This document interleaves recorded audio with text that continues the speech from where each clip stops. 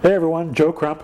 I've got a question here from Fred Wilson. Fred says, I've got 163 properties. I bought these over the last 10 years and I'm managing them.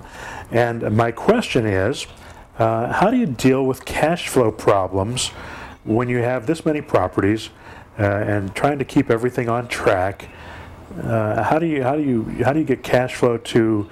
I'm just trying to paraphrase here. What's the best way to increase your cash flow on a situation like this? Everybody I know that owns a lot of properties that doesn't have a lot of equity in those properties has cash flow issues. There's going to be problems with maintenance on the property. There's always going to be expense on that.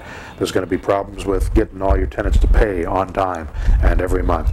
There's going to be problems selling those properties in order to liquidate some of that money and get cash out. Then you're going to have tax implications because of the capital gains that you're making on those deals. So you've got to think of a different way to bring in cash flow. I look at the business in two different parts. One is long-term investment, which you've got these great properties. They're going to be good long-term investments. They're going to pay for themselves. You're going to have to put up with the headache of making those things happen, but you've got good properties. The thing that you need is a way to make your life better, and that's to have cash flow. Cash flow will make any business survive. So you've got to, and by the way, no business can survive without proper cash flow. So what you need to do to create cash flow is you need to have big chunks of income coming in.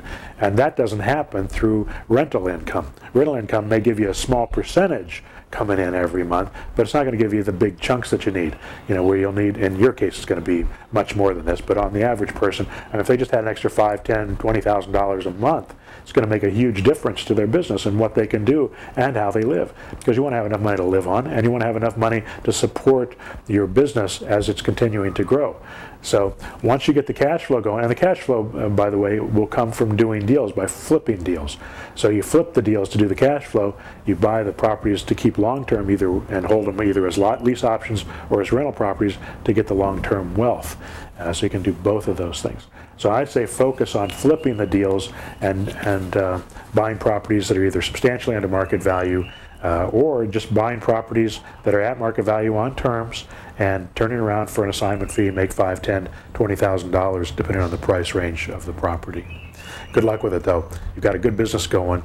Don't drop the ball on that, but if you don't get your cash flow in order, you're going to be in bad shape. So good luck with it.